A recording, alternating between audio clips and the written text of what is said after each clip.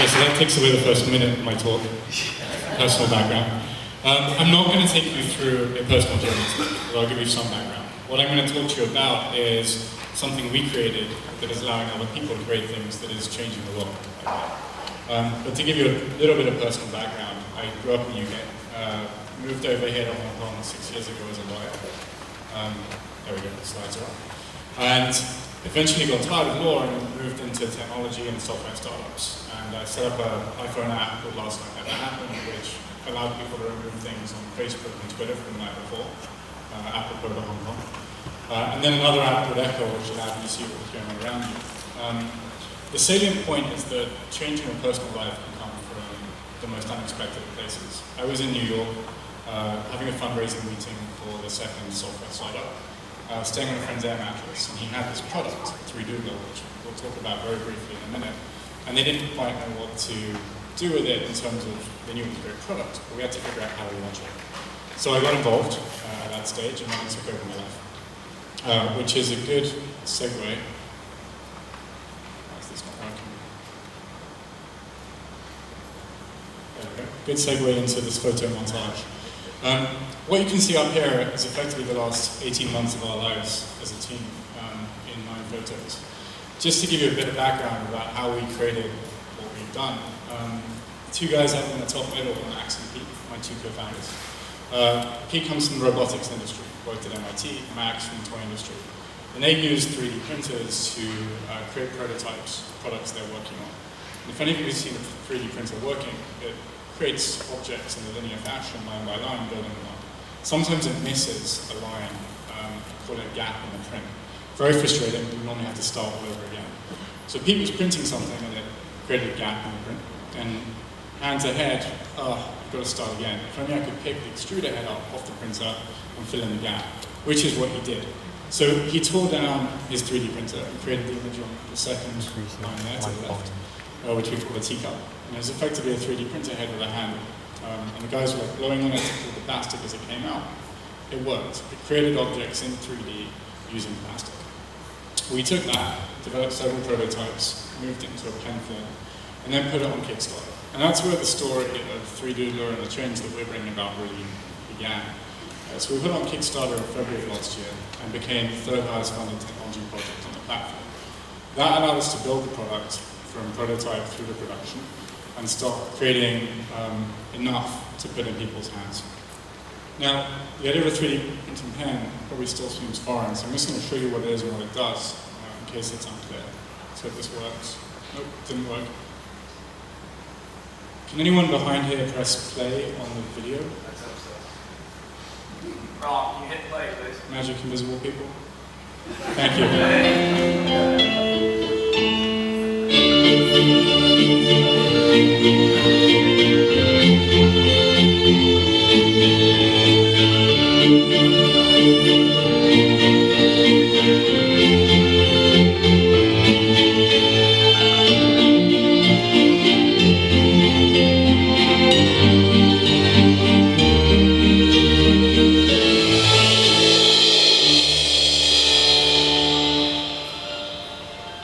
All those objects have been created with a pen. And until you saw that, you probably had no idea what I was talking about. 3D printing pen. It's a pen that extrudes melted plastic and cools it very quickly to create objects in midair.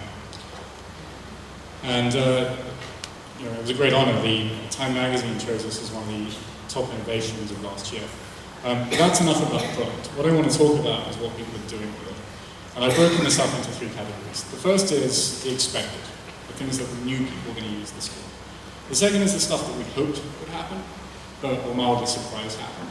And the third is things that we were completely shocked by. Use cases and people picking up the pen and trying to use it to do things that we just never could have imagined. So here's the first category, the expected. We knew this would be a great tool for artists, designers, crafters. And this is just an example of some of the things people have been creating with. And what this does is it gives you the ability to take an idea from your head and create it in front of you immediately. You're no longer constrained by pencil and paper or 2D, to put it that way. But again, like I was saying, that is the obvious. What we were hoping for was that people would get really excited by this and start to use it in ways that we didn't expect. And I put up a few stats there, which I'm not going to spend too much time on. But for a technology product, this thing has wide appeal. It's ended up being adopted 50% male, 50% female. We've got pens shipping to people in over 116 countries. I can't even name that many countries on the spot. And we've got professionals like architects and engineers using this to do prototypes of models. So you can see in the top right, that came in from Italy a few days ago. There are jewelry makers who aren't just using this to prototype jewelry, which is what we expected. They're using it to make jewelry and then sell that jewelry online on platforms like Etsy. So this is becoming a tool to kind of promote e-commerce as well. There was a guy who wanted to decorate the pipes in his basement. Random use case, hadn't expected that one. And then I put a lot of relationship assistance. That came from a message that we saw on Google+. A guy was like, wow, a food driller is even helping my marriage. My Dyson vacuum cleaner broke and I was able to weld the plastic back together using it. So again, unexpected. But the category that really stands out to us are the things that we never expected. Like I said up there, they're really unexpected. And I've left this blank now, because in many ways this is a blank canvas. You create an object, any product, and you put it in people's hands and you can't predict how they're going to use it and what change they're going to bring about with it. And one of the demographics that we've seen the most inspiration from has been the education sector and special needs groups and universities. And there are three cases that I'm going to cover off right now. The first is based out of London. We got contacted by a guy called James Dello, who works with underprivileged children and teens with learning disabilities. They have a centre in central London where teens go after school to help advance their educational needs and to help them excel in areas that they're struggling with in school. I was at a group in London about 4 months ago, and I was working with 4 or 5 kids there who had ADHD. And James sent me and said, I really want to use this pen with these students because they're very good at noting details that other people wouldn't be aware of. They're super active, but sometimes they're not focused enough. And they're very hyper-creative. So I was sitting there and we put these pens in the hands of these teens, and they were going at it for 45, 50 minutes. Then the clock got to about an hour and a half, and there was just this amazing focus. I mean, they weren't lifting their heads up. And they were just creating objects, items, writing their names. And this isn't actually something that was created there, but it's a replica of something one of the students created. And it's this kind of very formal structure. It's been built with real purpose. And that was what was happening. So we're now supporting a couple of pilot projects in the UK, and other parts of Europe, and of course in the US, to see how this can be used to help people with learning disabilities or who otherwise need to channel their creativity in other ways.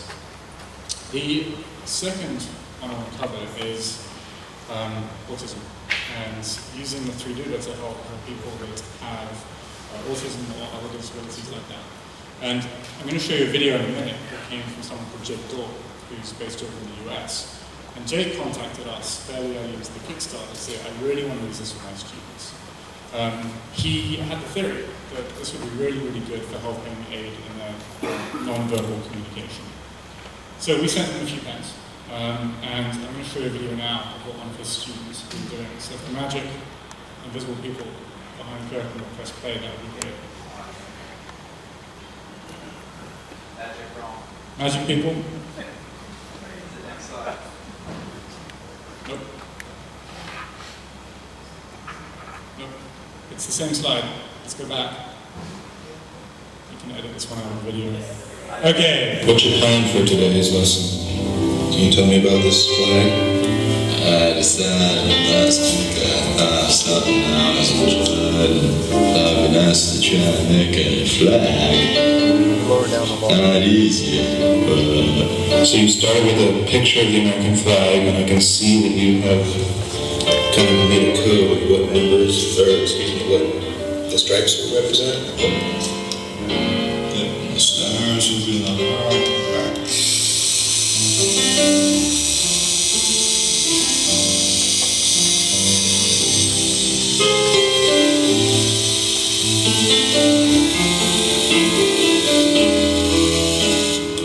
Look at that. Yeah. Some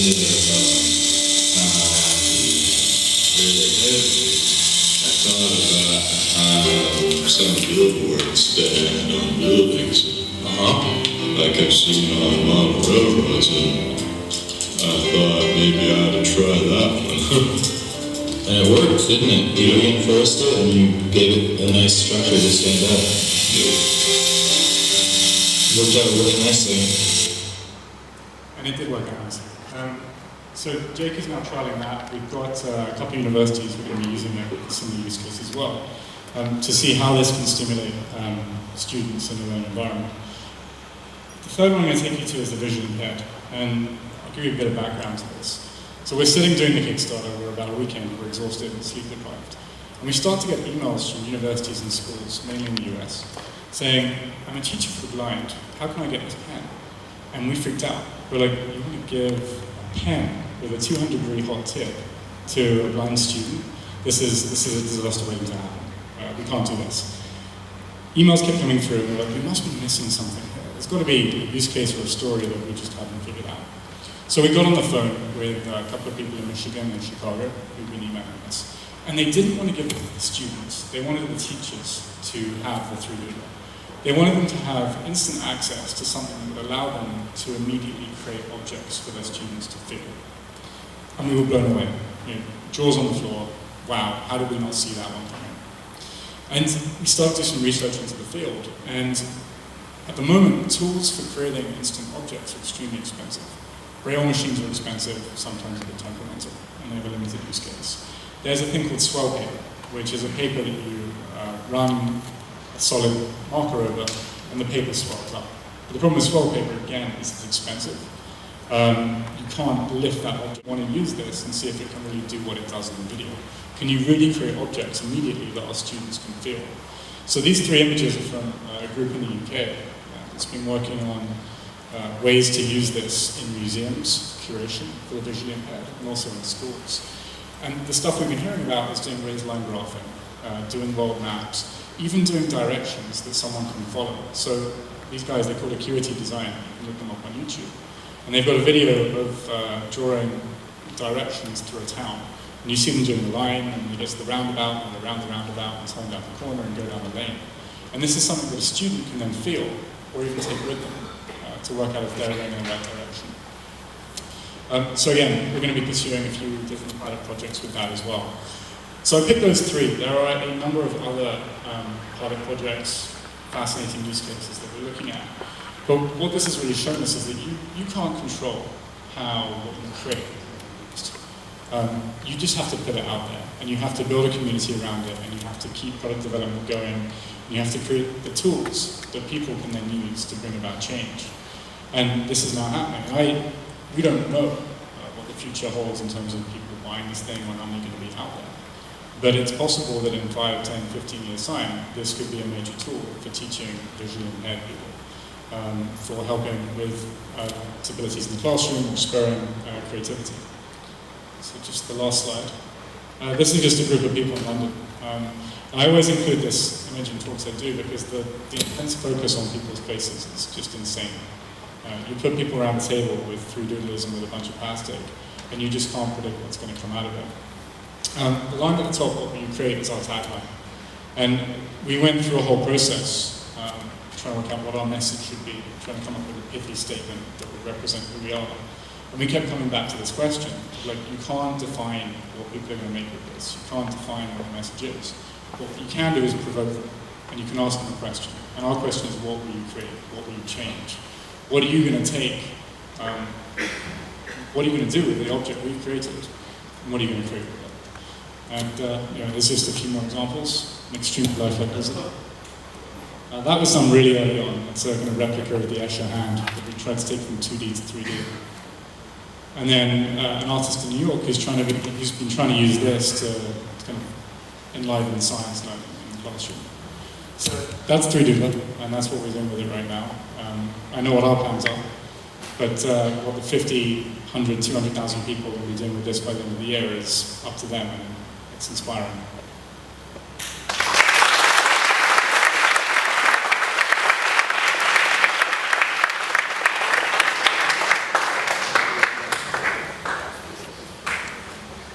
Are you giving me a timer too?